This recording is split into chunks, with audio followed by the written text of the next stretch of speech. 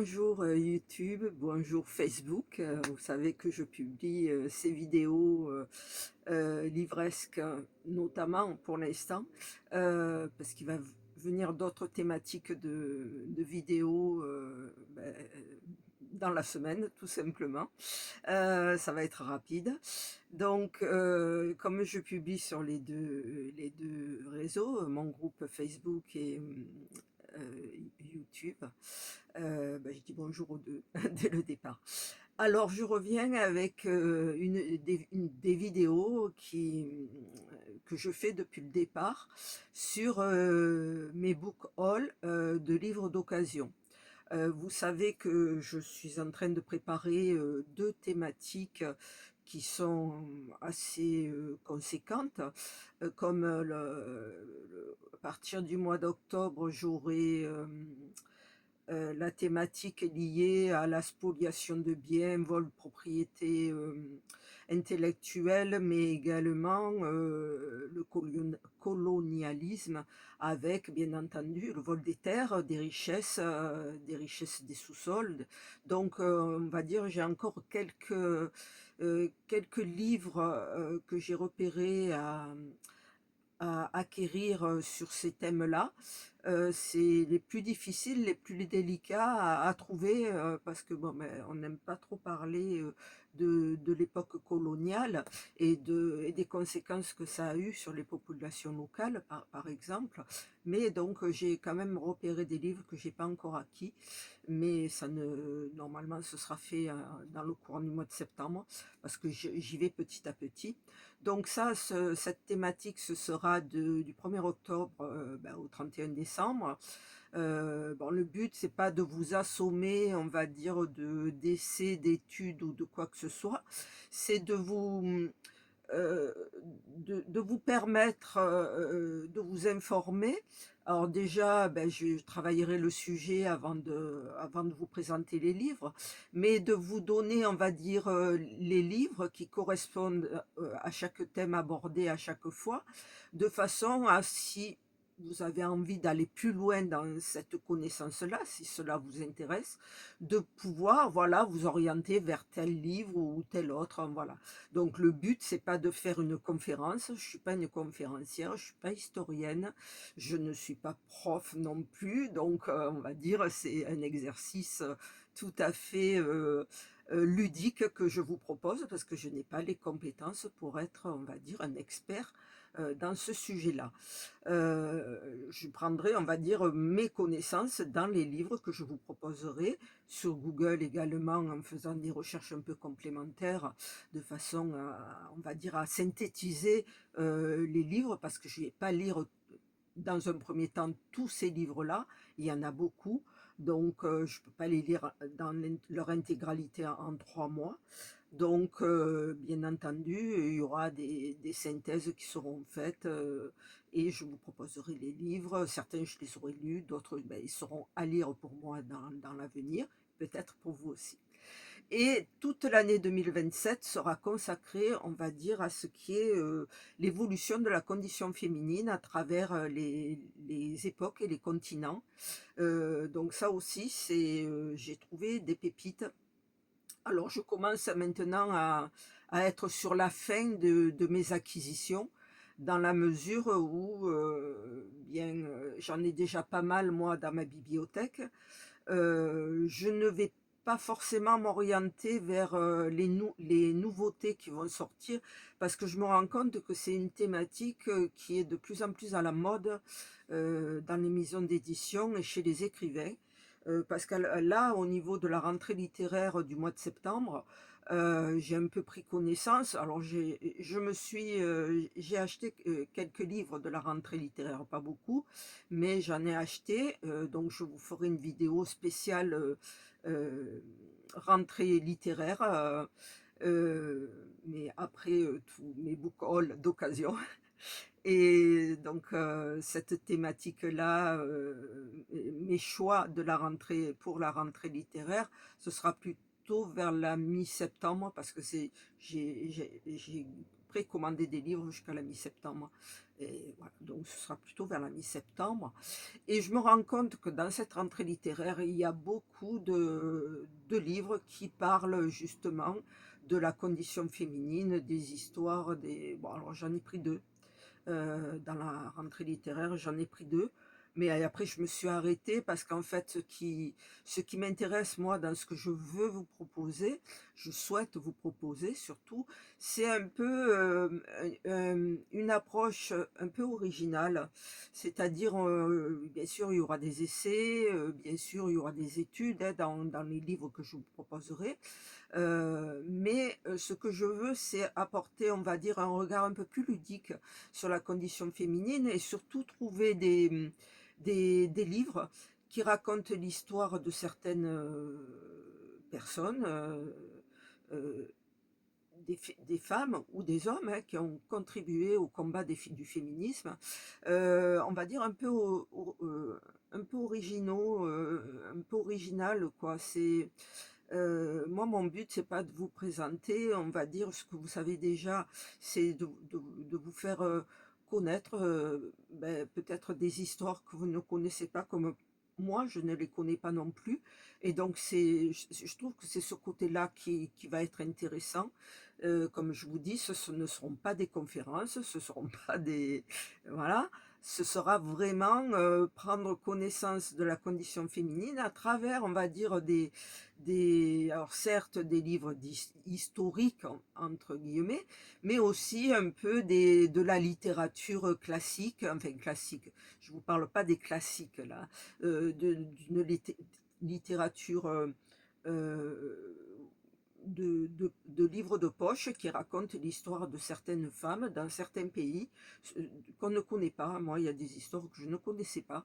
Bon, je suis pas une experte là-dedans non plus, mais voilà quel est mon but. Donc c'est vrai que j'ai encore pas mal de livres là d'occasion que j'ai acquis qui abordent les deux sujets dont je vous ai parlé, mais également des livres que j'ai envie de lire, qui n'ont rien à voir avec ces sujets-là.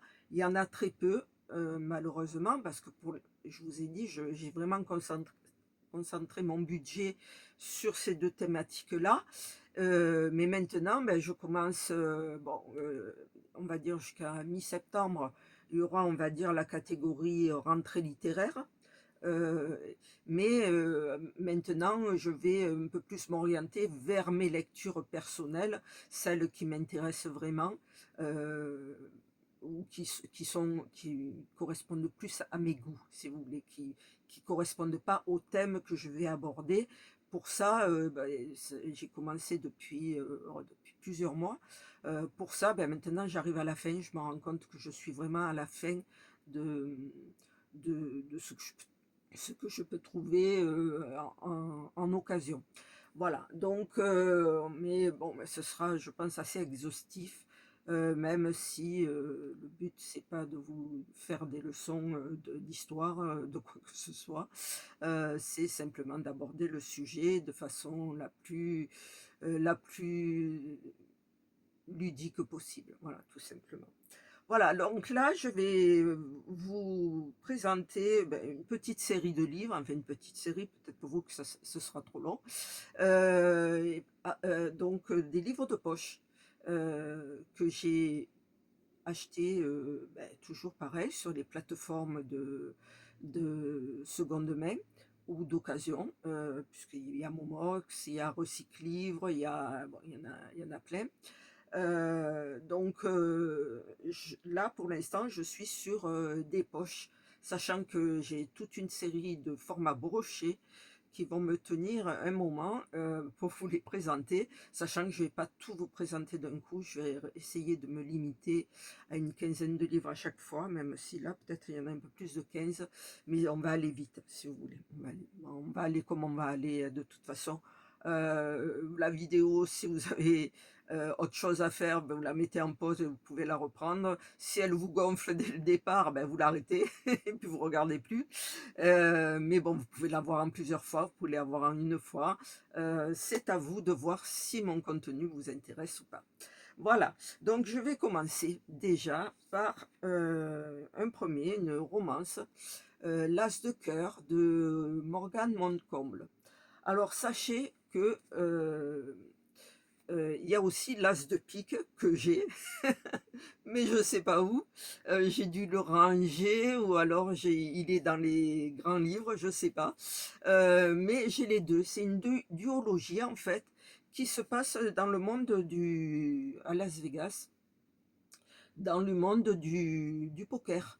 Donc c'est une romance quelque peu, mais là, Morgane Moncomble nous fait découvrir l'univers ben, justement du jeu, enfin, et du poker plus particulièrement. Et donc c'est la rencontre entre Rose et Lévi, qui ont un passé en commun, autre qu'un passé sombre, c'est le poker. Voilà, elle est née avec un don. Il a passé sa vie à dépouiller les casinos du monde entier pour un jour devenir le meilleur. Voilà. Donc, Lévi euh, va se rapprocher de Rose, qui Rose est en capacité de détecter les expressions ou les non-expressions des joueurs de poker. Parce que vous savez que le poker, c'est poker menteur quelque part, pour donner toutes les informations à Lévi afin qu'il continue à gagner. Voilà. Donc, voilà, Rose est un détecteur de mensonges. Voilà. C'est donc ça qui m'a intéressé, découvrir l'univers ben, du jeu, parce que moi j'aime pas jouer. Alors j'aime pas jouer parce que j'aime pas perdre, tout simplement. Donc moi quand je joue, c'est que je suis sûre de gagner. Mais sinon j'aime pas jouer parce que j'aime pas perdre. C'est depuis petite, hein, j'aime pas perdre. Voilà, c'est tout. Je suis une très mauvaise perdante. Voilà. Donc entre vengeance, mensonge et secret, tout devient possible à Las Vegas. Alors sachez que c'est une duologie, vous avez l'as de cœur et vous avez l'as de pique qui est dans ma bibliothèque, mais je ne sais pas où. Sachez que j'ai les deux. Alors je ne sais pas quel est le premier à lire, c'est pas marqué, mais je regarderai quelle est la chronologie des deux livres. Voilà, ça c'est, on va dire, une lecture plaisir personnel pour moi, voilà, tout simplement. J'ai aussi, dans une autre thématique qu'on abordera au mois enfin, du moins durant l'année 2027, moi, Rigoberta Menchú d'Elisabeth Burgos. Alors là, on va partir, c'est une histoire vraie. Rigoberta Menchú a réellement existé. C'est une vie et une voix, la révolution au Guatemala. Donc là, on va partir en Amérique du Sud pour connaître l'histoire de cette femme issue d'une communauté indigène qui a été soumise et refoulée depuis la conquête espagnole. Mais dans les années 80, il y a eu l'émergence d'un réveil identitaire et revendicatif, voilà, qui conduira à des mouvements de guérilla.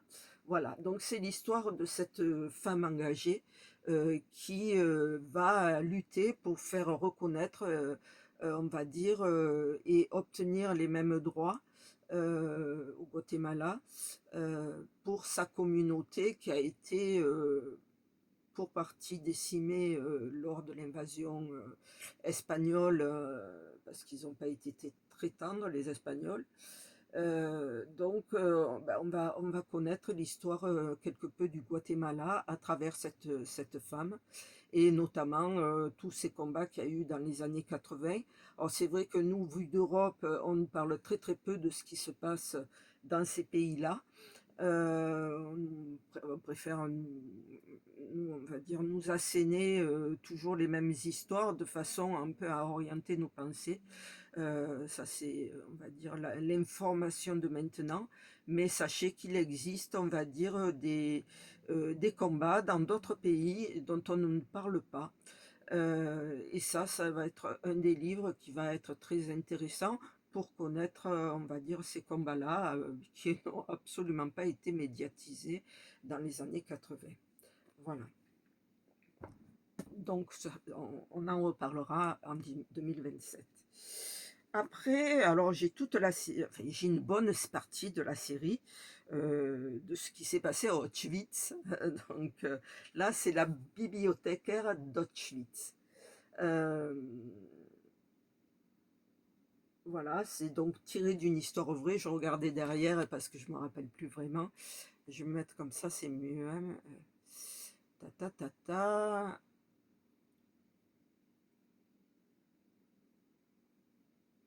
Voilà. Donc ça va être un livre qui va plutôt rejoindre non pas ma thématique féminine, c'est ça que j'étais en train de regarder derrière le livre, mais plutôt la thématique des œuvres qui ont été sauvegardées ou sauvées dans le cadre de la spoliation des biens, parce qu'il y a beaucoup de personnes qui se sont mobilisées pour sauver, on va dire, des œuvres d'art, des livres.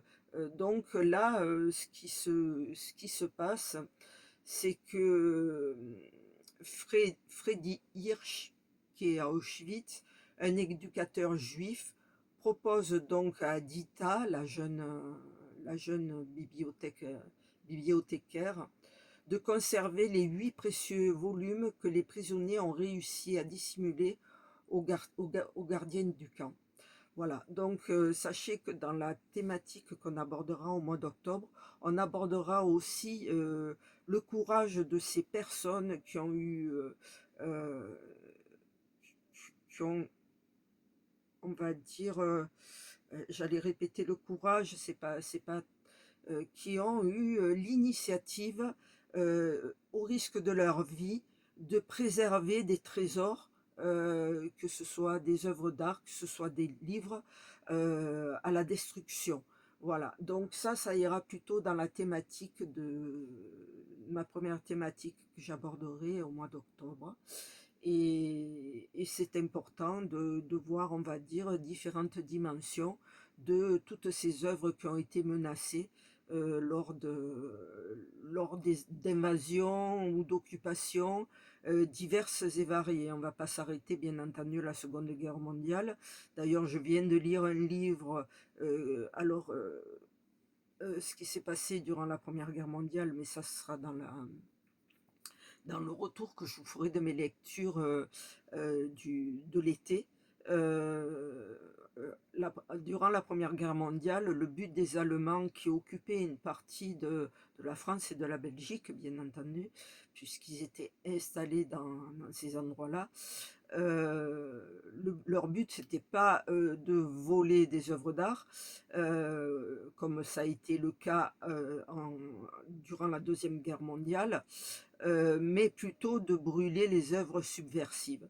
Voilà, donc on va dire bien entendu que ça va concerner beaucoup plus la Seconde Guerre mondiale, mais je vais aussi aborder par rapport à une lecture que je viens de faire et qui a été mon deuxième coup de cœur de l'année, ce qui s'est passé durant la Première Guerre mondiale en territoire occupé, donc dans le nord de la France, pour ses œuvres d'art. Et voilà, donc ça va être donc le thème de la spoliation des biens ou de la sauvegarde des biens. Voilà, après, j'ai voulu me lancer je vous ai fait une vidéo sur le paradoxe de la société japonaise, où d'un côté, on nous présente une philosophie de vie faite de bien-être, de soins aux autres, d'une attention les uns envers les autres, alors qu'en réalité, il n'y a pas que ça au Japon, il y a aussi un mal-être, il y a beaucoup de suicidés au Japon, il y a aussi beaucoup de gens qui disparaissent volontairement, et puis il y a également des polars, donc on va dire c'est pas une société de bien-être, donc total, hein. Donc voilà, j'ai voulu tenter l'expérience d'un polar japonais de Keigo Higashino, c'est Le Cygne et la Chauve-souris. Voilà, donc ça c'est vraiment une lecture personnelle. Pour vous dire ça, alors je vais vous mettre là. Euh, la vie de Kazuma bascule lorsqu'il apprend que son père vient d'avouer un double homicide, le premier en 1984, qui est prescrit, et celui d'un avocat qui fait la une des journaux. Voilà. Bien que l'enquête policière soit close et que le procès approche, Kazuma et Mireille, la fille de la dernière victime, ont l'intime conviction que l'accusé a menti. Voilà, donc ça c'est, on va dire, une lecture toute personnelle pour découvrir, on va dire, les polars de... Je sais pas s'il n'est pas décédé, si c'est pas lui qui est décédé, je me rappelle plus. Euh, Parce qu'au moment où j'ai acheté ce livre, il n'était pas encore décédé. Si c'est lui, il n'était pas encore décédé. Euh, voilà, donc voilà, ça c'est ma culture personnelle, connaître un peu les polars japonais, savoir comment ils sont abordés. Euh, donc voilà, je vais partir au Japon sous le règne enfin, dans le monde, on va dire, du polar. Ensuite, voilà, c'est un très très vieux livre. Alors ce livre, c'est pas je viens de l'acheter, je m'en fous moi qu'il soit comme ça, je le mettrai en boîte à livres. Ce ne sont pas des livres que je remets en vente quand ils sont dans cet état-là, mais néanmoins il y a une personne qui l'a mis en vente, il l'a mis en vente à 50 centimes ou à 1 euro, je sais pas, donc je l'ai récupéré. Donc la dame de beauté, la personne qui était dénommée la dame de beauté était Agnès Sorel, qui a été la première maîtresse royale reconnue officiellement, affichée, comblée de titres et de biens. Voilà. Donc c'est la première favorite, telle qu'on va les dénommer par la suite, d'un roi de France. Et donc c'était à l'époque médiévale, et elle n'a pas vécu très très longtemps. Donc ça a été la favorite de Charles VII, qui avait 40 ans à l'époque. La beauté d'Agnès fit de lui un amant subjugué, le transfigurant. Voilà. Mais je crois qu'elle n'a pas vécu très très longtemps et je me demande si elle n'a pas été empoisonnée. Alors je l'ai lu, l'histoire d'Agnès Sorel. Voilà, c'est des vieilles mises en page, hein, mais moi ça ne me dérange pas puisque j'ai déjà, quand je lisais que j'étais jeune, c'était dans ces mises en page-là. Donc je suis absolument pas effrayée par ce genre de présentation. Par rapport à, on va dire, aux femmes, à des femmes, quand même une quarantaine d'années maintenant, presque 50 ans, qui regardent à l'intérieur et quand elles voient, on va dire, enfin, les bookstagrammeuses, hein, et quand elles voient, on va dire, des livres structurés comme ça, elles sont paniquées. Elles se disent, c'est pas possible, c'est trop dur à lire. Ben non, ça n'a jamais été dur à lire. Moi, je l'ai lu, j'étais adolescente, donc pensez bien qu'adulte, je suis en capacité d'aborder ce genre de littérature sous ce format-là, tout simplement. Donc, moi, je trouve que chez les bookstagrammeurs tels qu'on les nomme et qui sont reconnus tels comme dans les maisons, par les maisons d'édition qui leur envoient des, euh, des parutions pour les commenter. C'est le premier truc qu'ils regardent, quoi. C'est comment est structuré le livre. Est-ce que c'est aéré? Est-ce que c'est comme ça extrêmement serré comme on le faisait à l'époque, hein? Alors maintenant, on a des livres de 500 pages, mais avec des polices d'écriture qui sont énormes, des marges qui sont énormes également, et on vous vend ça pour un livre de 500 pages, quoi. Et bien là, si vous voulez, il n'y a pas 500 pages, il y a, je vais vous dire exactement, il n'y a que 243 pages, mais avec, on va dire, les structures de livres telles qu'ils les font maintenant, vous pouvez doubler le nombre de pages, quoi. Donc, à l'époque, si vous voulez, on avait des petits livres de poche qui n'étaient pas très chers. Combien, voilà, non, ça a été masqué, le prix, le prix de l'époque. C'était pas très cher du tout. Et pourtant, on va dire, il y avait de sacrés, on va dire, c'était, alors c'était pas plus long à lire, hein, pas du tout, mais c'était, euh, euh, comment dire, touffu. Il y avait vraiment beaucoup d'informations dans ces petits livres-là. Voilà, donc la Dame de Beauté, qui était Agnès Sorel, première maîtresse du roi, qualifiée de favorite. Et c'était au Moyen Âge. Ensuite, ça c'est une lecture pour moi, parce que j'adore l'histoire. Et c'est Les Chasseurs Noirs, la brigade d'Irlewangers de Christian Igraou. Ah, je vous montre. Ça, c'est un livre terrible, passionnant, parce qu'infiniment dérangeant. Alors, je vais vous dire en gros de quoi ça parle. Ça parle justement des Ukrainiens. D'où, on va dire, un peu, si on revient un peu par rapport aux événements de maintenant et cette guerre entre la Russie et l'Ukraine, on va dire peut-être que les antagonismes prennent naissance durant la Deuxième Guerre mondiale. Alors les chasseurs noirs, qui sont-ils? Des repris de justice, des braconniers, auxquels Himmler en personne propose la liberté en échange d'une chasse à l'homme dans les forêts ukrainiennes et biélorusses. L'homme chargé de ce contrat faustien, ce contrat faustien, s'appelle Oscar Dirlewanger, est lui-même marginal, volontaire de la Grande Guerre, réprouvé des corps francs. Il s'est battu en soldat puis en militant l'Asie contre le monde d'ennemis qui à ses yeux menaçait l'Allemagne. La guerre, les chasseurs noirs l'amènent contre les partisans.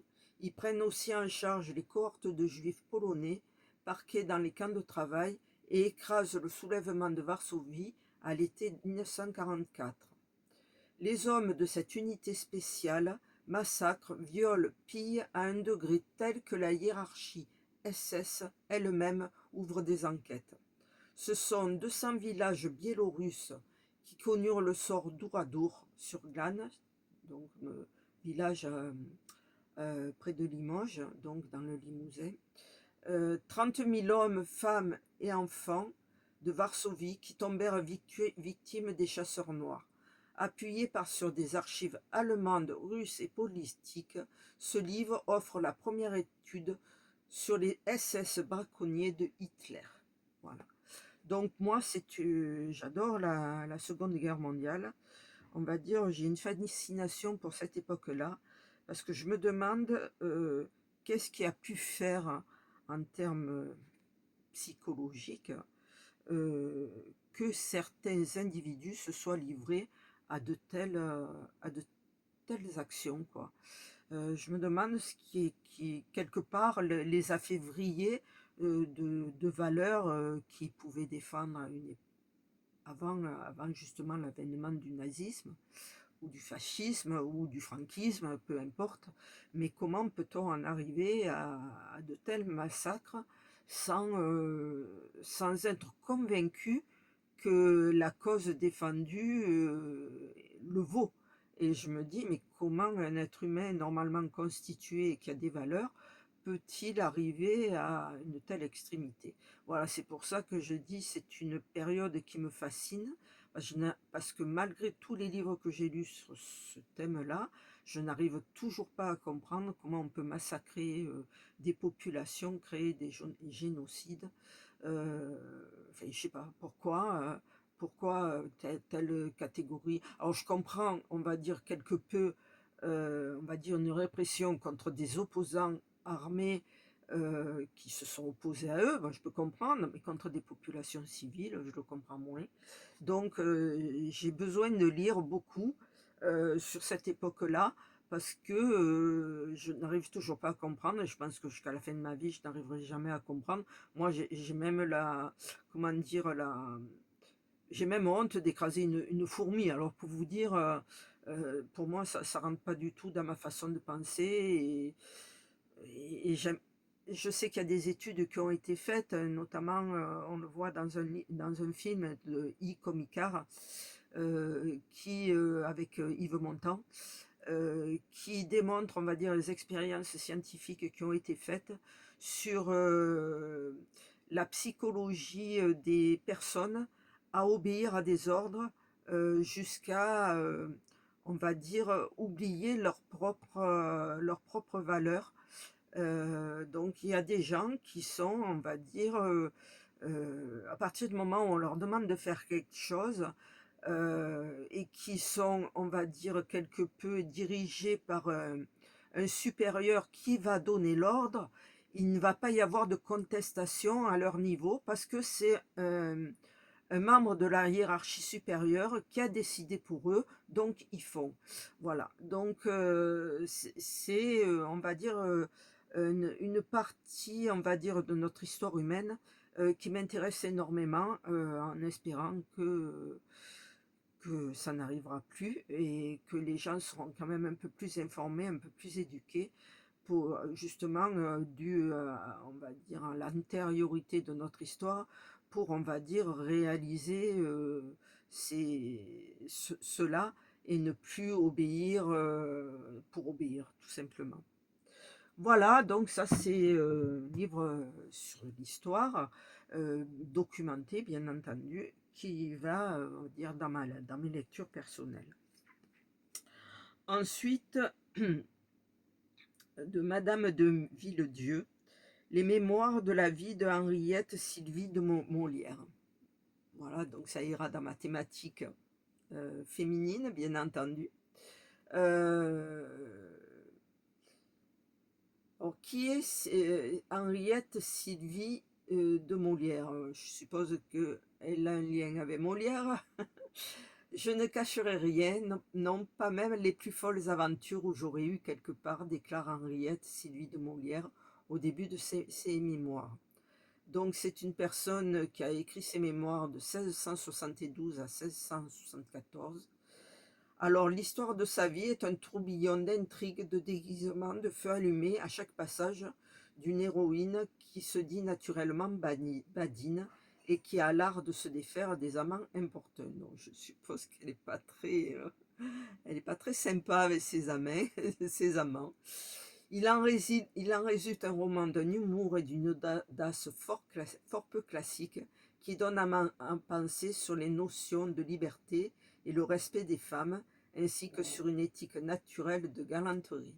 Voilà, donc c'est ce genre de livre que j'ai envie de découvrir avec vous, des livres qui ne sont pas très médiatisés, qui ne sont même pas du tout médiatisés, mais qui racontent l'histoire de certaines personnes qui, à une époque, se sont, on va dire, exonérées de ce qu'on exigeait des femmes et qui ont eu ce courage et qui en ont fait, on va dire, qui, à travers ces mémoires, on a remonté le fil de la vie de cette Henriette Sylvie de Molière, dont je ne sais toujours pas, à la lecture de la 4e de couverture, si elle fait partie de la famille de Molière. Voilà, donc ça ira dans la bibliothèque féminine. Voilà. Ensuite, j'ai les étincelles de Julien Sandrel. Alors, cette année, pour moi, ça a été la découverte de Julien Sandrel. Comme je vous dis, j'ai quasiment 40 ans de retard sur, on va dire, les nouveaux auteurs qui ont émergé pendant ce temps-là. Je travaillais tellement et j'étais tellement, on va dire, intellectuellement, j'avais un gros travail intellectuel à fournir. Donc quand je sortais du boulot, c'était certainement pas pour lire. J'avais lu toute la journée des textes et des réglementations et des rapports enfin, qui faisaient que le soir j'avais qu'une envie, c'est de mettre le cerveau au repos Donc je me mettais plus facilement devant la télé, même si je n'écoutais pas ou ne regardais pas, devant des séries, que j'adorais comme Friends, ou ça Friends, je le partageais avec ma fille, ou alors Desperate Housewives, ou Sex and the City. Donc vous voyez, c'était pas du tout, il y avait aucun rapport avec, on va dire, le sérieux de mon travail, ou la rigueur de mon travail. Il fallait vraiment que mon cerveau m'évade sur des trucs qui me permettaient pas de réfléchir. Donc, il y a plein d'auteurs que je n'ai pas connus. Alors j'ai lu quelques livres, hein, pendant, ces 40 ans, peut-être une centaine, mais pas plus. Mais bon, on va dire que la plupart des nouveaux auteurs, je ne les connais pas. Donc là, ben, j'ai lu, heu, Le jour où Rose a disparu, qui a été, un livre, très que j'ai beaucoup aimé. Qui m'a fait découvrir, certaines structures que je ne connaissais pas. Donc moi, un livre, quand je l'aime, c'est parce qu'il me fait découvrir des choses que je ne connais pas.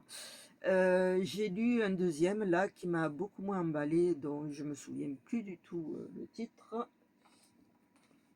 mais que je vous commenterai lors de ma de mes lectures de La Chambre des Merveilles. Voilà. Donc ça, je viens de le lire. Donc je vous le commenterai, en fin septembre, avec, ma valise livresque qui est presque restée intacte, et j'en ai pas lu beaucoup. Et là, ben, j'ai Les Étincelles de Julien Sandrel. Euh, voilà, donc c'est, le jeune phénix, 23 ans, a le goût de la provocation, des rêves bien enfouis et une faille très terrible. Il y a 3 ans, son père, un scientifique, s'est tué dans un accident de voiture en allant rejoindre une autre femme que sa mère. Depuis, Phoenix le déteste. Ah, mais c'est une fille. Je sais pas, j'étais partie sur un homme. Euh, voilà, donc la jeune femme a abandonné, ses études, ses passions, et enchaîne des petits boulots. Voilà, jusqu'au moment où elle va découvrir, dans un carton, euh, elle découvre la preuve que son père se sentait en danger. Voilà. Donc, j'en dirai pas plus, ce sera une lecture personnelle, suite à ma découverte de Julien Sandrel, donc peut-être dans le bilan de l'année, il y aura, bien entendu, les livres que j'aurais lus de Julien Sandrel, de ce que j'en aurais pensé, et, et ce sera une thématique peut-être de la rentrée, tout simplement. Ensuite, un autre livre un peu plus dur, alors de Godlieve Mukasarasi avec Capucine Grabi, La réparatrice. Elle a existé, cette dame. Et je vais vous lire. Ça s'est passé au Rwanda notamment. 30 ans après le génocide au Rwanda, une femme raconte son histoire. Comment elle ranime les âmes détruites, les corps blessés, une extraordinaire ode à la vie. Voilà. Donc, ça fera partie de la bibliothèque, féminine, parce que, euh, comme je vous disais, un peu ma fascination de cette, Seconde Guerre mondiale, avec toutes, les exactions, qu'il y a pu avoir. On voit émerger au milieu de ces massacres, de ces horreurs, on voit émerger des personnalités qui sont là pour réparer, pour guérir, pour surmonter leurs propres épreuves et apporter, on va dire, de la vie et aux victimes, de ces génocides. C'est un peu poussiéreux, mes livres. Voilà, donc ça fera partie de ma thématique, d'une des thématiques. Là, on partira en Afrique, et en Afrique, il s'est passé beaucoup de choses, qui n'ont pas toujours été très sympas. Donc là, on partira en Afrique avec, cette, personne qu'on a appelée la réparatrice. Donc la personne, c'est Godelive Mukasarasi. Ensuite, j'en ai trouvé un autre de Rita Charbonnier, qui n'a rien à voir avec la réparatrice, La sœur de Mozart. Alors on a souvent entendu parler de Mozart, mais sachez que Mozart avait une sœur aînée qui était virtuose du clavecin elle aussi, et qui se produisait en duo avec son frère hein, dans toutes les cours d'Europe, jusqu'au jour où son père décide de la cantonner à Salzbourg. Donc voilà, donc c'est dans la famille Mozart. Moi je suis allée à Salzbourg, on a visité la maison de Mozart, la maison d'enfance de Mozart. C'était pas très grand, il y avait pas mal d'enfants et notamment, ben, il y avait beaucoup de place, pour la musique, dans cette petite maison et donc on va parler donc dans la thématique des féminines. Quand je vous dis qu'il y a de la poussière sur mes livres, ça me fait éternuer. Et on va s'intéresser à la sœur de Mozart qui a été sacrifiée au bénéfice de son frère. Voilà. Là, c'est Le Grand Soir de Gwenaël Bulto. C'est également un film, un livre sur le féminine, le féminisme. Euh, donc, le 22 janvier 1905, Paris se presse à la suite du cortège funéraire de Louise Michel, icône légendaire de la Commune. Alors, je ne sais pas si vous connaissez l'histoire de Louise Michel. Je ne sais pas si je l'ai je ne me rappelle plus, si je l'ai déjà dans mes livres à exploiter. Ben, ça a été une militante comment on appelait pas ça des tranchées, on appelait des barricades. Donc ça a été une combattante des barricades qui a été arrêtée et qui a été envoyée au bagne. Alors je me rappelle plus quel bagne. Je sais pas si c'est Cayenne, je pense pas. Je sais pas où ils l'ont envoyée. Mais bon, malheureusement, on va dire les maltraitements qu'elle a reçus, qu'elle a subis lors de, de son incarcération quelque part. Hein, on finit par la tuer, elle a attrapé des maladies, elle est morte relativement jeune. Voilà. Donc là, on assiste à l'enterrement de Louise Michel. Et bien entendu, ça va, on va dire, provoquer ou exacerber des manifestations euh, de contestataires qui s'apprêtent à venir se rassembler massivement à Paris pour le 1er mai. Ce sera le grand soir. Voilà, donc c'est un épisode historique de notre pays qu'on ne connaît pas. Bien entendu, on ne nous en a jamais parlé de cette révolte du 1er mai, euh, suite à l'enterrement de Louise Michel. Et donc, ben ça va rejoindre ma bibliothèque féministe. Comme je vous ai dit, moi, mon but, c'est de découvrir avec vous des histoires dont on ne nous parle pas, qu'on ne diffuse pas, qu'on ne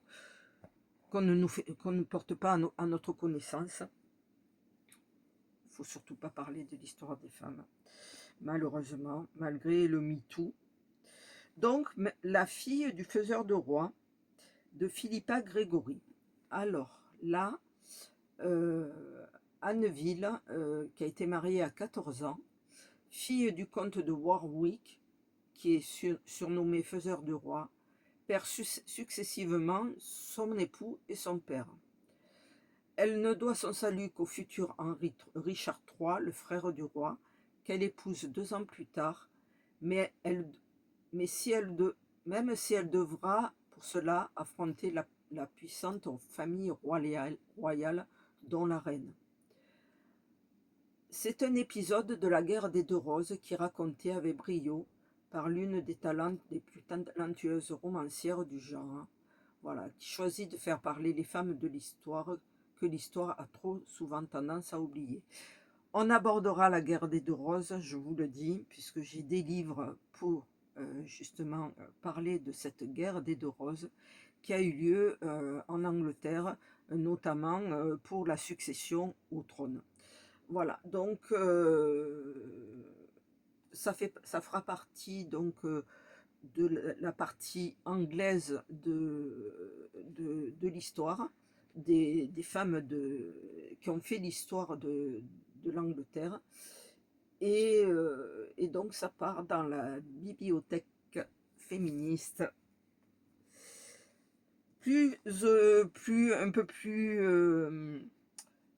amusant, rigolo, et j'aimais bien cette série-là, qui est plus du tout, enfin, oui, je crois qu'elle est plus éditée, moi je l'ai trouvée en occasion, de Madeleine Leroyer, Une vie de pentade à Moscou. Alors vous avez les pentades en Iran, à Téhéran, vous avez les pentades à Paris, vous avez les pentades à Londres, à New York, et là c'est à Moscou, portrait piquant des moscovites.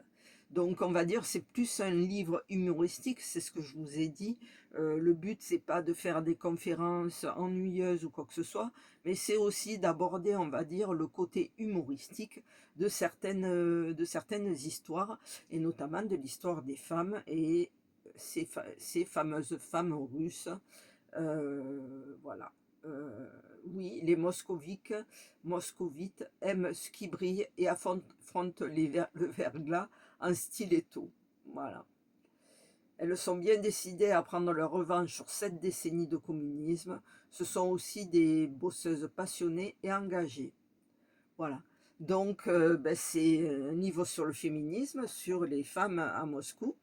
Donc, l'évolution des femmes à Moscou suite, on va dire, à des péripéties historiques qu'on connaît plus ou moins, plus que moins d'ailleurs, puisqu'on connaît quand même l'histoire de la Russie et de l'URSS également.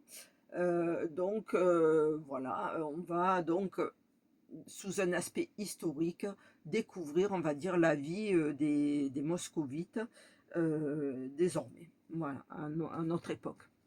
Vous voyez qu'il n'y a pas trop, il n'y a pas toujours des livres, on va dire, lourds historiquement.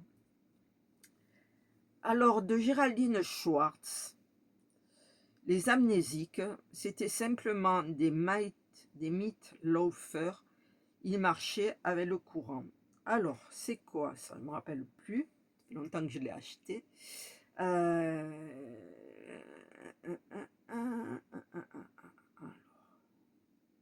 J'essaie de trouver ce qui va vous résumer.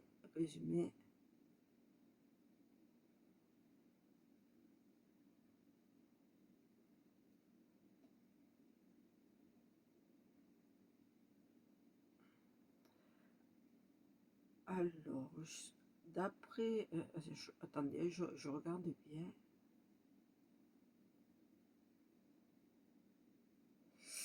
En fait, l'autrice raconte l'histoire de sa famille, qu'elle appelle les suiveurs. Alors, elle raconte donc l'histoire de sa famille, et elle découvre les arrangements de son grand-père allemand avec le régime nazi. Et l'autrice met à jour la responsabilité des Mitläufer dans une dictature, ceux-ci nombreux, qui marchent avec le courant. Suivant sa famille sur 3 générations, elle retrace le travail de mémoire mené en Allemagne qui fait la force de sa démocratie. En le comparant aux lacunes mémorielles en France et ailleurs en Europe, elle soulève une question cruciale: faire des citoyennes des victimes de l'histoire au lieu de les responsabilités, n'a-t-il pas ouvert la voie au populisme et fragilisé nos démocraties? Donc là, ça va être un livre plutôt sérieux, certainement un essai, puisque ça va être des analyses faites par l'autrice. Il a eu le prix du livre européen en 2018. Voilà, un livre d'une grande richesse, superbement composé. Donc là, on va dire, c'est plus un livre d'histoire que je vais garder, on va dire, dans ma bibliothèque personnelle, parce que bon, ben, il y a pas de lien vraiment féministe ou par rapport à des œuvres d'art, mais ça va peut-être justement rejoindre un peu la réflexion que je me fais sur comment on peut euh, dépasser nos propres valeurs euh, et, euh, et obéir à n'importe quel prix. Voilà. Donc ça, c'est ma culture personnelle. Carthage, elle est encore sous blister, de Joyce Carol Oates. Donc Carthage, c'est aux États-Unis. Tout semble aller comme il se doit dans la petite ville de Carthage en ce début de juillet 2005, si ce n'est que Juliette Méphile, de la ravissante fille de l'ancien maire, a pour des raisons peu claires rompu ses fiançailles avec le caporal Brett Kincaid, héros de retour de la guerre d'Irak. Un héros très entamé dans sa chair et dans sa tête, dont pourtant Cressida, la jeune sœur rebelle de Juliette, est secrètement amoureuse. Or ce soir-là, Cressida disparaît, ne laissant en fait de traces que quelques gouttes de sang dans la Jeep de Brett. Que devient alors le suspect numéro 1 et contre tout qui devient Brett devient alors le suspect numéro 1 et contre toute attente avoue le meurtre. 7 ans après, un étrange personnage surgit qui va peut-être résoudre l'impossible mystère. Donc voilà, ben là je continue ma découverte de cette auteure américaine qui dénonce beaucoup de choses, notamment là je pense qu'elle va parler des traumatismes laissés par la guerre en Irak sur les soldats américains qui bien entendu n'ont pas été pris en charge par l'armée ni par le gouvernement, et bien entendu ce qui peut résulter de ces traumatismes qui ne sont pas pris en compte. Donc ça c'est plutôt, on va dire, une lecture personnelle. Je devais vous dire, elle n'est pas rigolote dans ses lectures personnelles. Là, de Laurent Cabrol, j'ai Les Disparus de la Saint-Jean. Voilà, je vous le montre.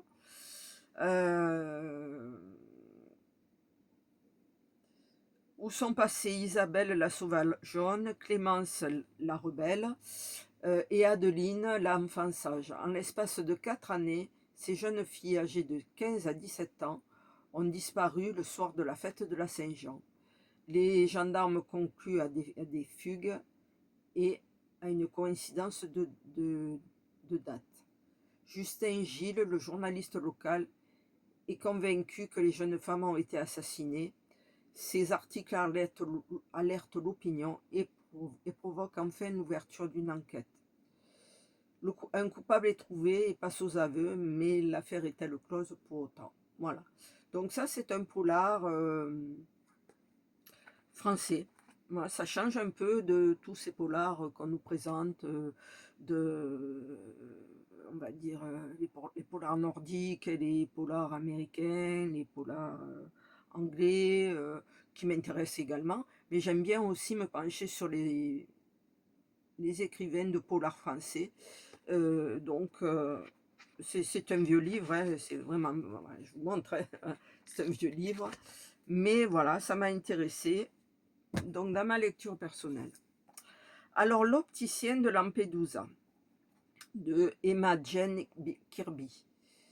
Alors l'opticienne de Lampedusa va nous parler de cette tragédie migratoire que nous connaissons actuellement. Et en fait,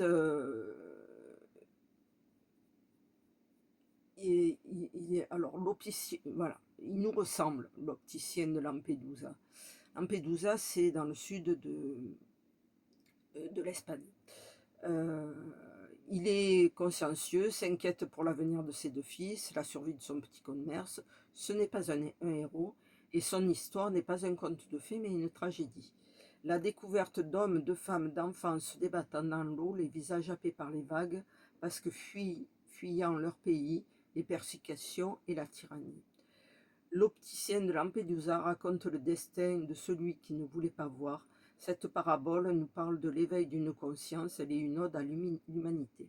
Alors j'ai déjà quelques livres liés justement au flux migratoire qu'on rencontre actuellement, dont un livre d'Olivier Noëc, et celui-là va rejoindre donc ces livres-là que j'ai dans ma valise livresque estivale, mais que je n'ai pas encore abordé. Donc ça va être un livre de plus sur cette thématique de migratoire que nous connaissons actuellement et justement qui a pris, on va dire, une certaine ampleur avec les frontières qui ont été ouvertes entre, on va dire, le Maroc et l'Espagne, sachant que l'Espagne possède deux villes au Maroc, Ceuta et Manilla. Et justement, donc je trouve intéressant de me pencher sur certains livres et la vision de certains écrivains sur ça, sur ce phénomène, on va dire. Alors, un autre de Caroline Eliachev et Nathalie Henrich, mère-fille, une relation à trois. Alors, je ne sais pas si vous avez des copines, si vous avez une maman, bien entendu. Sachez que la relation mère-fille, alors nous, on est mère-fille de génération en génération. C'est-à-dire, ma maman avait une mère, bon, mais ma grand-mère a eu 3 enfants, 2 filles et un garçon, dont ma maman. Ma maman, elle a eu qu'une fille, c'est moi. Et moi, j'ai eu qu'une fille, ma fille, qui pour l'instant n'a qu'une fille, ma petite fille, mais avec un bébé à venir au mois de février. Donc on attend de voir si ça va être une fille ou un garçon. Donc on va dire on est une lignée de femmes. Voilà, c'est comme ça. On fait que des filles dans notre famille, quasiment. Voilà, donc là on va s'intéresser, ben, ça va être un peu un roman de sociologie quelque peu, à ce qu'est la relation mère-fille. Et l'auteur dit, enfin les autrices disent, les hommes ne le savent peut-être pas, mais ce dont les femmes, la plupart des femmes préfèrent parler entre elles, ce n'est pas d'eux, c'est de leur mère.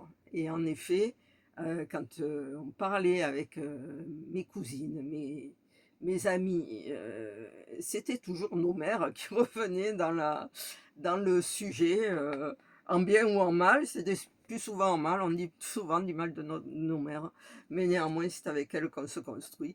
Voilà donc un livre un peu, ça va être rigolo de voir un peu euh, comment ça se fait que cette relation mère-fille puisse être parfois conflictuelle, parfois fusionnelle, mais plus souvent conflictuelle. Voilà. Donc on abordera ce sujet aussi. Alors, de Carl Jonas Love Almqvist, Sarah ou l'émancipation. C'est traduit du suédois. Alors on pourrait croire que c'est Sarah Bernard, mais non.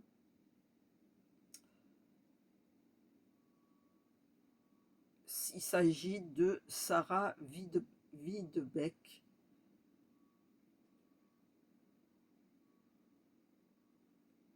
Voilà, il s'agit de Sarah Wiedebeck qui dirige seule la boutique de Maître Verrier, héritée de son père, et attend bien continuer à le faire sans s'enfermer dans les liens du mariage. Ce livre a été publié en 1838 dans une Suède protestante et conservatrice. Cet éloge de l'union libre entre un homme et une femme a suscité l'indignation. Ce court roman féministe avant l'heure demeure en effet d'une étonnante actualité. Voilà, donc c'est un petit livre. C'est une histoire que je ne connaissais pas, mais comme je vous ai dit, dans ma thématique féministe, ce que j'ai envie, c'est de découvrir ces histoires qu'on ne connaît pas, qu'on ne médiatise pas. Et donc, on découvrira ensemble cette femme qui a, on va dire, enfreint, on va dire, toutes les conventions de son époque. Hop. Alors, le choix des apparences de Martine Delhomme. Voilà. Alors, avocate spécialisée dans les divorces, Camille s'est forgée la réputation d'être aussi brillante qu'impitoyable, féroce même. Donc je lis. Donc jusqu'au jour où l'ex-mari d'une cliente se suicide sous ses yeux. Donc la jeune femme qui a été traumatisée par ça s'échappe pour quelques jours en Bretagne, dans son village d'enfance à Douarnenez.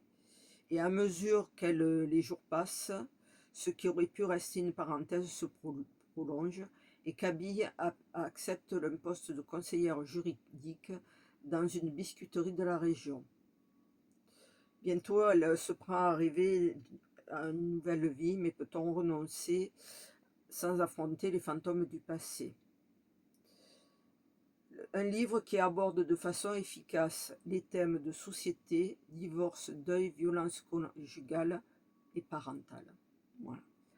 Donc ça, on va dire, c'est un livre plutôt contemporain. Je vais le mettre dans la section féminine, mes livres féministes, parce que justement, à travers une histoire un peu actuelle d'une avocate qui va, on va dire, prendre un autre chemin, des questions vont se poser sur finalement son combat. Et donc on verra, je ne l'ai pas lu, bien entendu. Alors là, c'est un très très vieux livre. Voilà, je vous montre, hein. Il est vieux. Comme je vous dis, on voit la police d'écriture. Hein, on ne gaspillait pas les feuilles à l'époque. Hein, et là, le livre, il fait 307 pages, hein, pas plus. Hein, 308. 308 pages. Maintenant, vu, je vous dis, le volume de l'écriture, des textes et les marges et les sauts de pages, il en ferait le double. Alors, c'est Le droit du père de Avery Corman. Alors, pourquoi j'ai choisi ça? Parce que j'ai un autre livre qui a été tiré en film, de Kramer contre Kramer, qui a été un très très joli livre, un film avec Dustin Hoffman et comment elle s'appelle? J'aime bien cette actrice. Dustin Hoffman et Meryl Streep. Voilà. J'étais jeune quand je l'ai vu, ça a été tourné dans les années 70. Et on va dire, les années 70 ont été les premières années où les femmes et les hommes surtout ont combattu pour défendre leurs droits de père. Parce que jusqu'à les années 70, quand il y avait une séparation, un divorce, la garde était exclusivement donnée aux femmes. Or, il y avait des pères qui étaient des pères, des vrais pères, et qui ne pouvaient pas vivre séparés de leur enfant. Et on va dire, est né à ce moment-là, dans les années 70, un mouvement de pères qui a perduré par la suite et qui est devenu un peu plus offensif dans les années 90 pour que les pères puissent rester les pères de leurs enfants et puissent jouer un rôle malgré une séparation. Donc, bien entendu que je vais le mettre dans la catégorie, on va dire, féministe. Pourquoi? Eh ben parce qu'on va dire, c'est un sujet qui touche les femmes et les hommes, la garde des enfants, et il est important, on va dire, euh, de dire que le féminisme, ce n'est pas exclusivement une affaire de femmes, c'est aussi une affaire d'hommes qui veulent prendre leurs responsabilités et qui veulent être reconnus comme pères, avec, bien entendu, en s'occupant de leurs enfants. Donc, pour moi, on va dire le féminisme, c'est aussi défendre la place des pères, dans les familles et non pas les exclure, comme on le faisait à une époque. Donc je le mets dans la catégorie féministe. Je l'aborderai en duo avec, le livre Kramer contre Kramer, dont je connais l'histoire par cœur, bien entendu, tellement ce film m'avait marqué à l'époque, et notamment quand la maman revient réclamer son enfant, et finalement, cette dispute autour de l'enfant qui finit en procès, où on détruit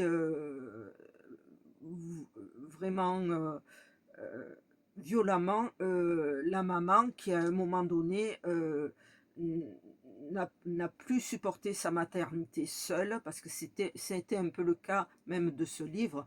C'est que les femmes, on va dire, étaient souvent des femmes à la maison ou travaillaient et s'occupaient des enfants, et les pères pas du tout. Donc on va dire, c'est dans Kramer contre Kramer, cette femme craque à un moment donné et s'en va, laissant son fils à son père. Et bien entendu, le père va se découvrir une fibre paternelle, et on est dans le même cas dans ce livre-là, Le droit du père. Et on va dire, quand la maman va venir réclamer son enfant, il va pas vouloir céder, parce que il peut pas, lui, désormais, ne peut plus se séparer de son enfant tel que le voudrait la loi. Donc ça ouvre, on va dire, le lieu à un procès qui détruit en fait la mère, qui a été entre guillemets défaillante à un moment donné car elle n'arrivait plus à faire face. Et je trouve que c'est intéressant d'aborder le sujet des deux côtés de la parentalité. Voilà donc un livre qui rejoint, contrairement à son titre, ma thématique féminine. Alors, celui-là, Miracle Morning, offrez-vous un supplément de vie. Alors je l'ai pris pourquoi? Alors, moi, le Miracle Morning, je m'en fous. Je vous le dis franchement, je m'en fous. Miracle Morning, rituel du soir, enfin bon, bref. On a tous nos petites recettes. Alors pourquoi j'ai pris ce livre? Mais en fait pour le démonter tout simplement. Donc ça va faire le thème d'une vidéo. Et pourquoi? Parce qu'une fois, je suis une influenceuse dont on va dire le fond de commerce, c'est l'organisation de la maison, le ménage, comment s'organiser avec les enfants, la cuisine. Voilà. Donc c'est son métier d'influenceuse, elle est payée pour ça. Et un jour, elle a fait une vidéo. Alors en général, je commente pas les vidéos qui ne m'intéressent pas, ou que je trouve, enfin, qui me feraient bondir. Je me dis: «Bon, mais ça m'intéresse pas, je passe».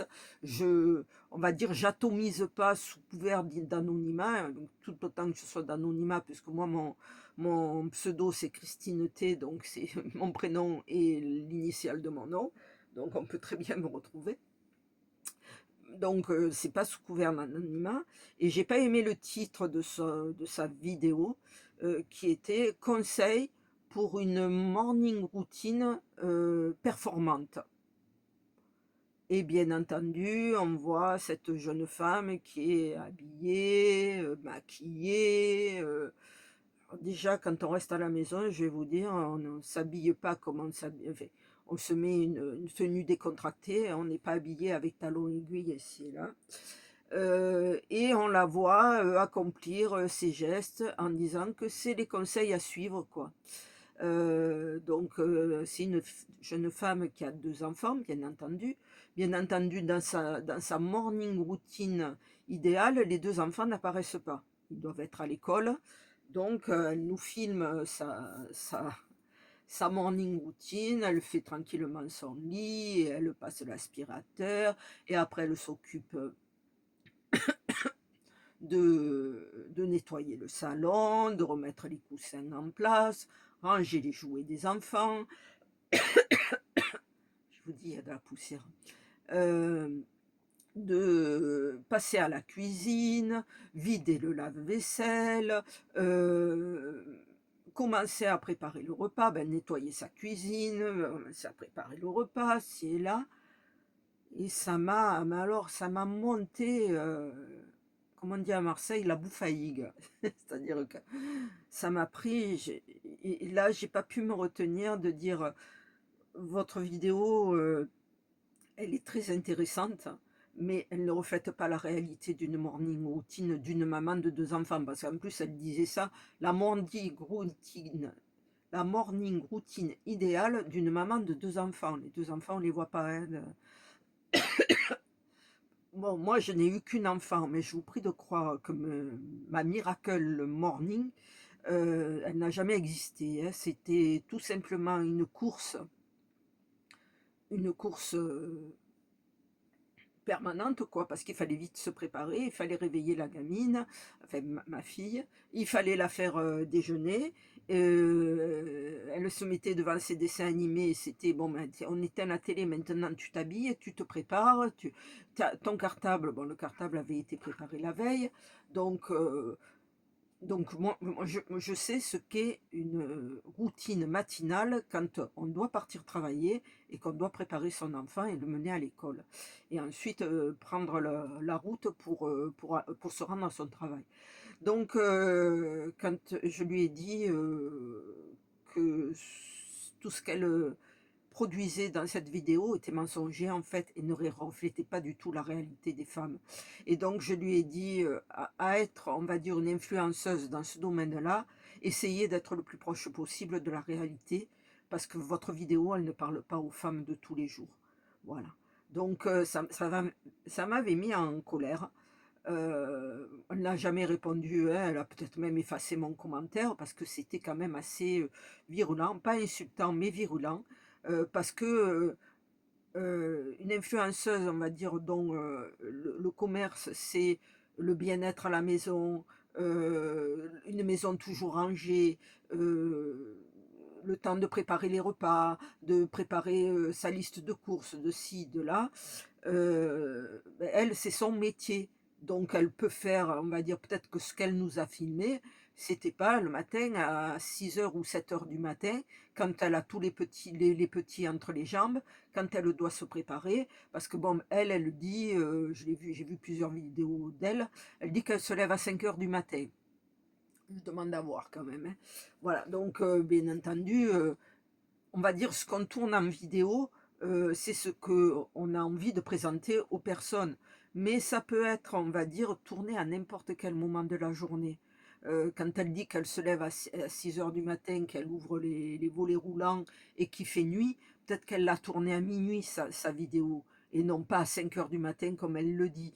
Donc il faut extrêmement se méfier de ces gens, de ces influenceurs qui donnent des conseils, mais qui ne correspondent pas du tout à nos vies, à nous. Parce que son métier à elle, c'est de rester à la maison et d'expliquer comment il faut ranger sa maison, quelles tâches il faut faire en priorité, et à quel rythme changer nos draps, et nanani, et nanana. Voilà, donc on n'a pas besoin de ça. On a besoin, nous, de réalité maintenant. Donc j'ai acheté ce livre pour voir un peu ce qu'il y a écrit dedans, parce qu'ils disent: «Offrez-vous un supplément de vie en vous levant plus tôt le matin». Je suis désolée, mais moi, les derniers moments, enfin mes derniers temps de travail, je me levais déjà à 5 heures du matin, et c'était pas pour faire une miracle morning. C'était pour me préparer, parce qu'entre 6h15 et 6h30, je devais être partie de chez moi pour faire les 40 kilomètres qui me séparaient de la ville où je travaillais, et donc il y avait aucun miracle dans ma préparation. C'était, vite fait, et on va dire le principal avait été préparé la veille. C'est-à-dire les vêtements, la bouffe que j'avais à emporter, heu mon sac de sport, était prêt, quand je savais qu'en sortant de boulot, j'allais au sport. Donc on va dire, je réfute, on va dire, ces livres, et ces influenceurs qui veulent, nous dire, comment il faut vivre, et pour être dans du bien-être. Voilà, donc un livre que je vais démonter, voilà, et qui fera le sujet d'une publication, bien entendu. Alors, avec Giacometti Raven, le livre des merveilles, là, on va rentrer dans une série. C'est un thriller historique, bien entendu. On va rentrer dans une série, donc j'ai les autres livres dans ma bibliothèque, c'est la saga du Soleil Noir, comme ils appellent ça. Et je ne sais pas s'il y a, ouais, il y a les livres. Et donc, nous avons déjà 6 livres. Alors, la saga du Soleil Noir, série adaptée, ça on s'en fout.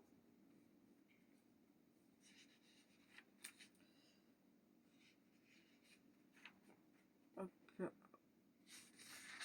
Je crois qu'il y a 6 livres. Hein,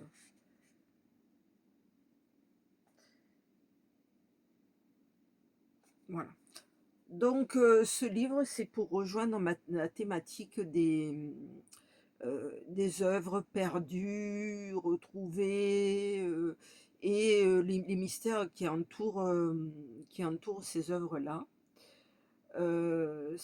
Donc là, ça va être autour de... bien entendu, il y a plusieurs temporalités. Et on va dire la saga du Soleil Noir, je crois qu'elle comprend 6 livres qui vont tourner autour de la Deuxième Guerre mondiale notamment. Donc on rejoint, on va dire, un peu le côté historique que j'aime dans un livre. Mais là, qui va porter sur le Dit des Merveilles, c'est un livre maudit, la Bible des sorcières. Voilà. Donc, on va dire, le but, ça va être de retrouver ce livre et de le sauver de la destruction. Voilà. Et on va dire, la saga du Soleil Noir, ça va être toute une série qui tourne autour de ces œuvres-là, qui auraient dû être détruites et qui ne l'ont pas été, et qui ont été cachées. Et donc ça va rejoindre, on va dire, la thématique qu'on va aborder avec les autres livres de Giacometti Raven qui font partie de la saga du Soleil Noir, que j'ai déjà en bibliothèque. Et donc on va aborder ces thrillers historiques pour parler de ces œuvres qu'il a fallu protéger à tout prix. Alors, La collectionneuse des mots oubliés par Pip William. Alors, aimer...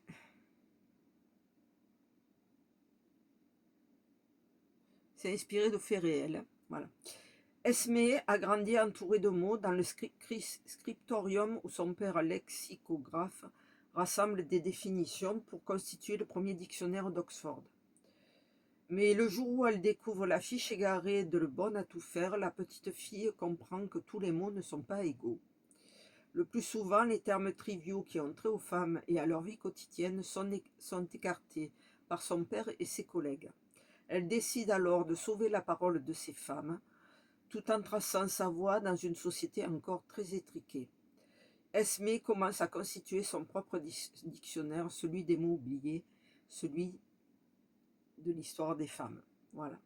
Donc, pareil, un côté original pour aborder l'histoire des femmes, suite à, on va dire, à des dictionnaires qui sont constitués par des hommes, et qui, bien entendu, mettaient de côté tout ce qui pouvait être lié au, au féminin. Donc, cette collectionneuse des mots oubliés est inspirée de faits réels et célèbre le pouvoir de la langue à façonner notre monde.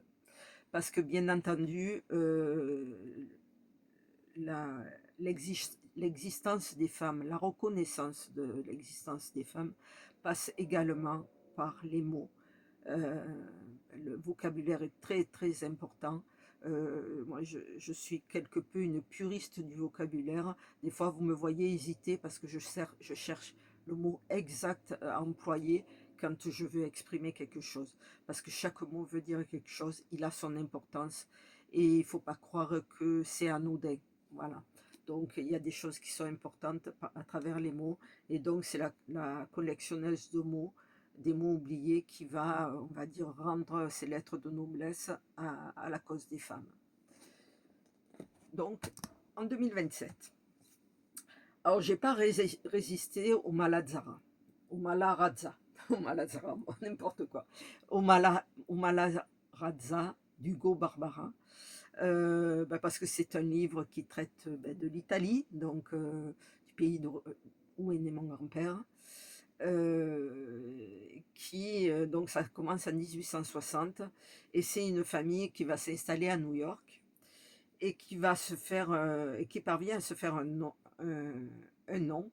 malgré les batailles fratricides qui déchirent le pays. Alors, c'est une histoire vraie. Rosaria se rend vite compte que les Italiens ne veulent pas déposer leur argent dans les banques américaines, et décide donc d'en créer une elle-même. Est-ce que son audace donnera naissance à un empire? Mais à quel prix? Voilà. Donc, il s'avère que lors de on va dire, des flux migratoires, et des migrants qui sont arrivés aux États-Unis, il y avait multiples nationalités.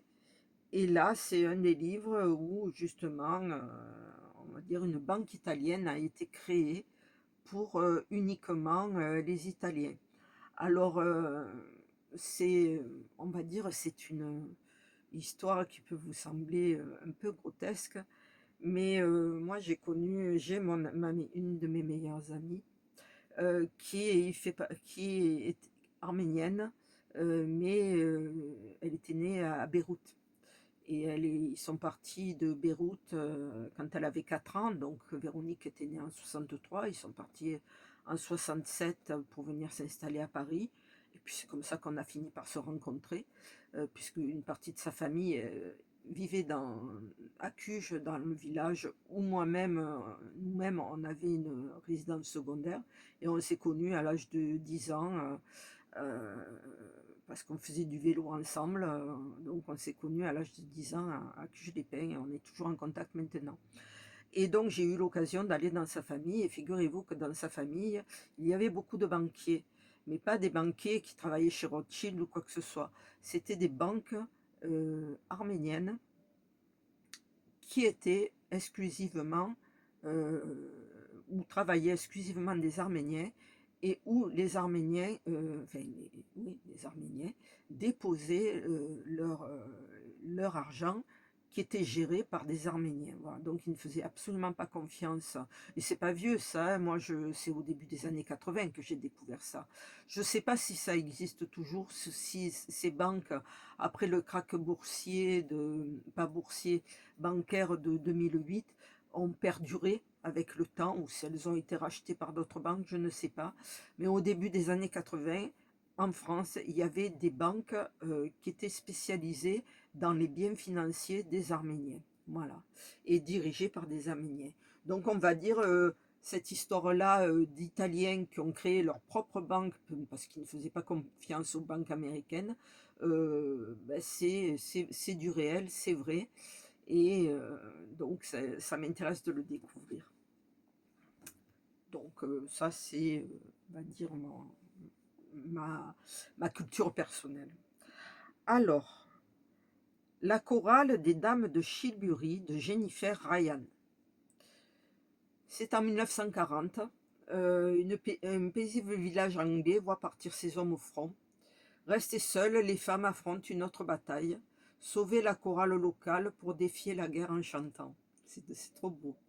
Autour de Miss Primrose Trent, charismatique professeur de chant, se rassemble toute une communauté de femmes saisies dans cet étrange moment de liberté.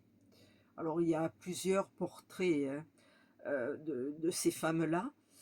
Entre rire et larmes, Jennifer Ryan s'inspire des récits de sa grand-mère, qui a vécu le conflit depuis un petit village du Kent et sonde avec talent les âmes de ce cœur attachant et inoubliable.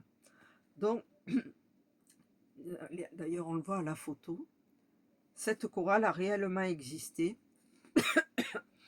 et a lutté contre la guerre en faisant vivre la musique et les chansons. Sans doute sont-elles allées chanter dans les camps qui réunissaient les soldats pour apporter un peu de bien-être. Voilà, donc ça va rejoindre la collection du féminisme, de l'histoire des femmes, tout simplement. Ensuite, un autre livre, lui aussi est écrit petit. Excusez-moi, je vais boire. Tout autant que je retrouve ma gourde. Qui est là.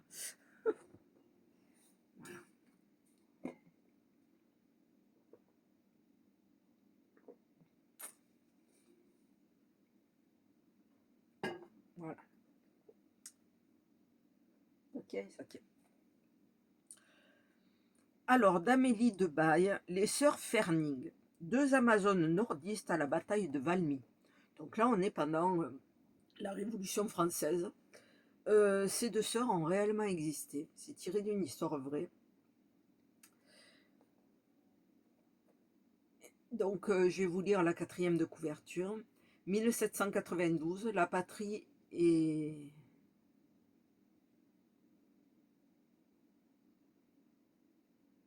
Oui, donc l'autrice a découvert, est native de Condé-sur-Lescaut, et elle a découvert par hasard que les sœurs Ferning avaient vécu à quelques kilomètres de son domicile, et elle a décidé de leur rendre hommage et de retracer leurs aventures.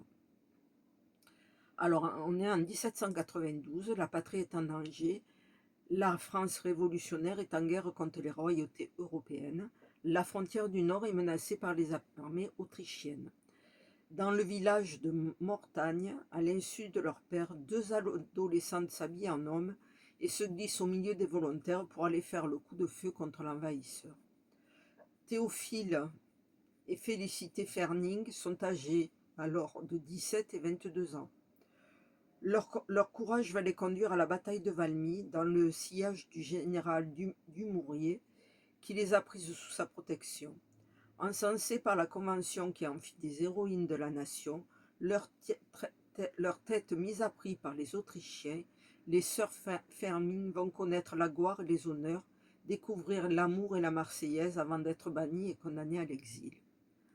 Voilà, donc c'est ce que je vous disais, ce que j'aime bien découvrir dans cette bibliothèque féministe, ce sont ces histoires-là, dont on n'a jamais entendu parler, et de on va dire, de remettre à l'honneur des héroïnes qui ont été complètement oubliées dans les livres d'histoire. Dans les livres d'histoire, pour avoir été en section littéraire, dans mes souvenirs, l'histoire était plutôt une histoire de héros masculins et d'hommes. Et on parlait très peu des femmes, très peu. Ouais. Dans les ouvrages scolaire, malgré le fait que j'ai fait de l'histoire jusqu'à la terminale, on parlait très peu des femmes. Donc c'est un livre, c'est une pépite ce livre. Alors, Partant d'amour et de guerre, de Santa Montefiore. Alors, si je ne me trompe pas, Santa Montefiore, je crois que c'est celle qui a écrit Filles d'Irlande. Je les ai, mais je ne sais pas. On s'en fout de toute façon. Si c'est elle ou pas. Donc là, Partant d'amour et de guerre, on a 2 temporalités. Alors je ne vais pas le mettre dans la catégorie du féminisme. Je vais plutôt le mettre dans mes lectures, personnelles. Il y a 2 temporalités. Il y en a une en 1937 avec une Angleterre qui se prépare à la guerre et une en 1973 où, une Trixie Valentine tombe amoureuse du leader du groupe anglais de rock qui passait l'été sur une île, au large du Cap Cod où elle a grandi. Voilà. Donc, on a, on va dire, une saga qui va en Angleterre, qui va des années 40 à l'Amérique des années 70, partant d'amour et de guerre, et l'histoire magnifique de deux femmes aux prises avec un amour débordant. Alors, une superbe histoire d'amour et de mort vogue, enfin, vogue nous dit que c'est une superbe histoire d'amour et de mort. Alors, bien entendu, c'est l'histoire, on va dire, de deux femmes, mais c'est plutôt quelque chose de romanesque. Comme le dit Jojo Moyes en bas, c'est plutôt quelque chose de romanesque. Je le mets plutôt, on va dire, dans mes lectures plaisir, parce que je pense pas qu'on aborde quelque chose, on va dire, qui s'est réellement passé, pour, on va dire, l'intégrer dans ma bibliothèque féminine. Alors, L'été ou Élodie, de Kate Riordan. En fait, ce livre m'aurait pas du tout, j'aurais même pas du tout, je savais même pas qu'il existait. Ça se passe en 1983.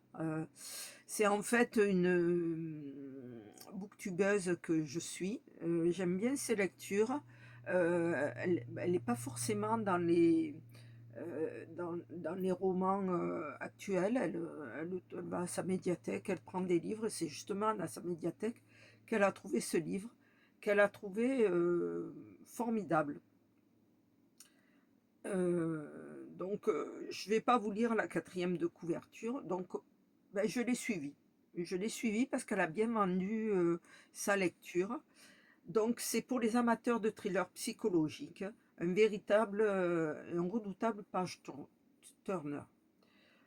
Un roman, ah, ça c'est l'Express, un roman redoutablement efficace qui explique avec brio des thèmes tels que la relation mère-fille et le secret de famille, une réussite du magazine Lire. Voilà. Voilà, donc ça, je vais le mettre plutôt dans mes lectures plaisir.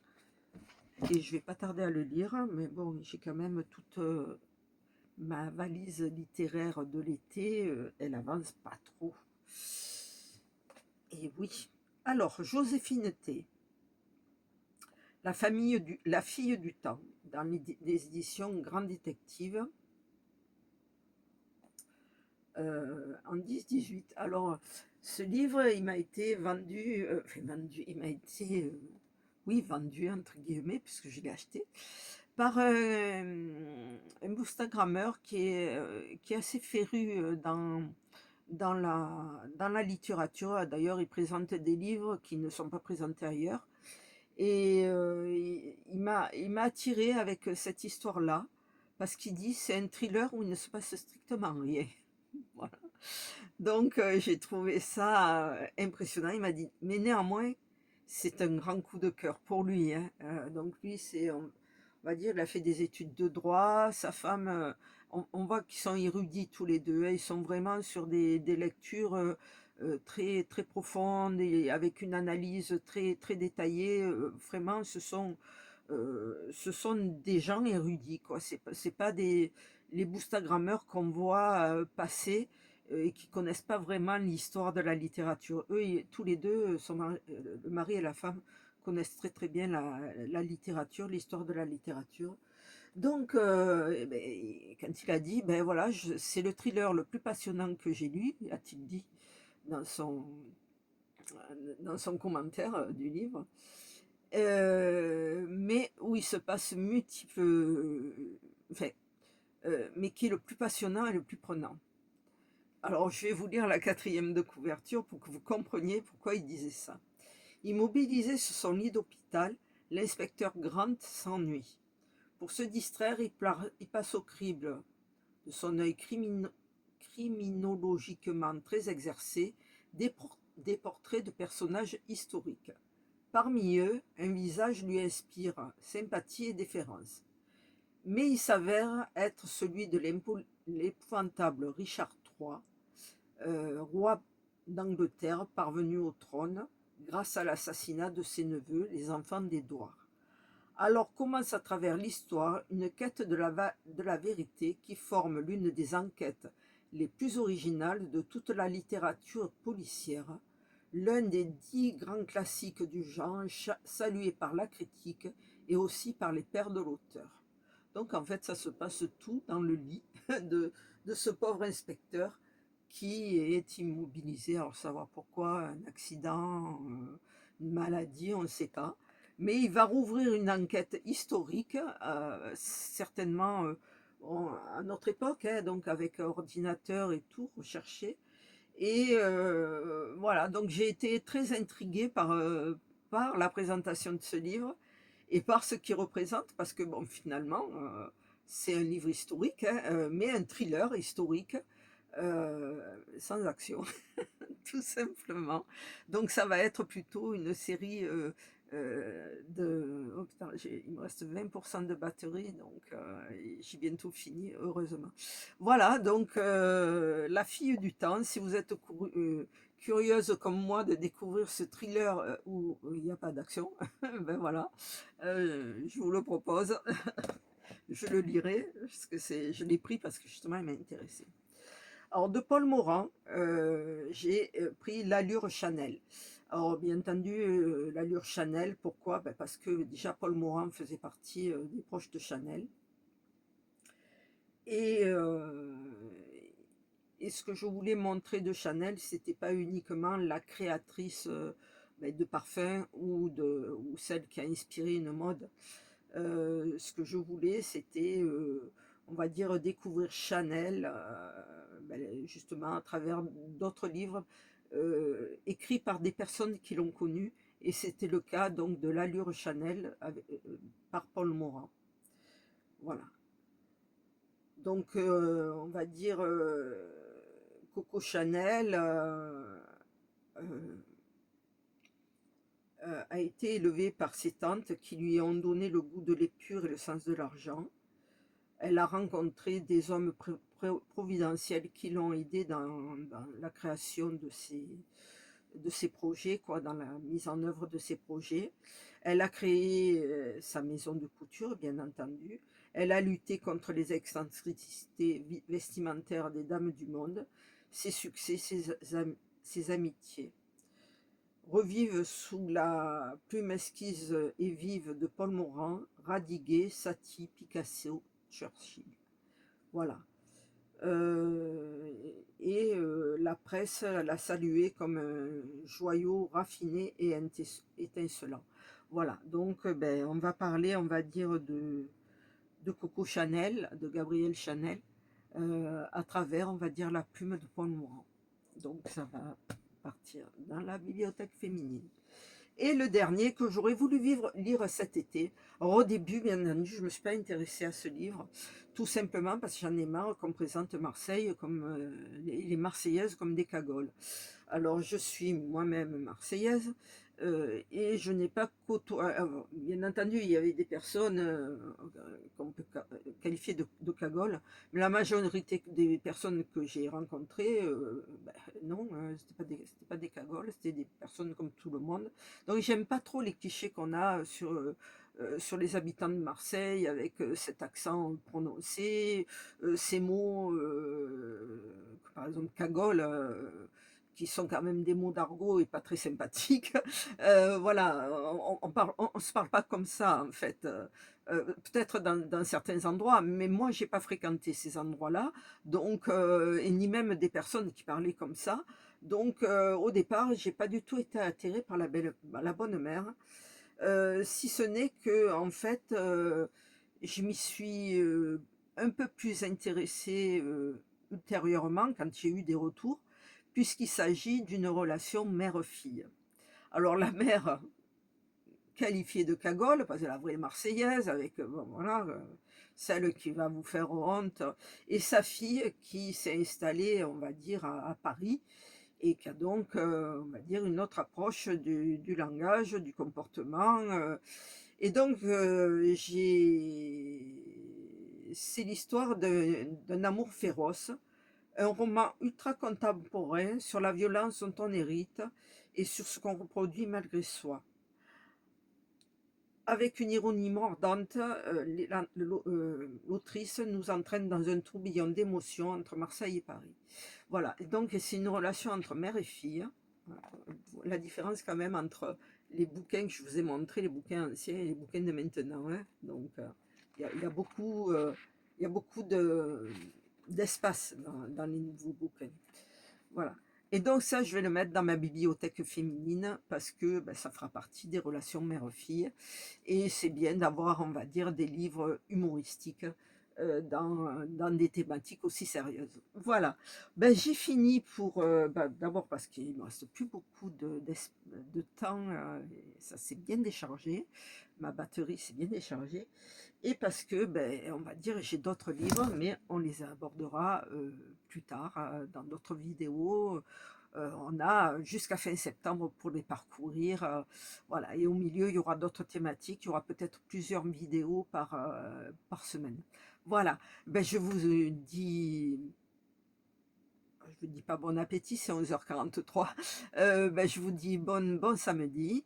J'espère qu'il fait beau chez vous. Nous, on a eu un gros orage en Provence qui a fait énormément de bien, qui a rafraîchi l'atmosphère. On est enfin bien. On n'est plus dans le noir, c'est-à-dire qu'on peut laisser les fenêtres ouvertes, les volets ouverts, sans que une grosse chaleur entre dans la maison. Donc enfin, on ne vit plus dans le noir. On est au grand jour et ça fait énormément de bien pour le moral. Voilà, ben écoutez, je vous dis très très très bientôt avec une autre thématique de, de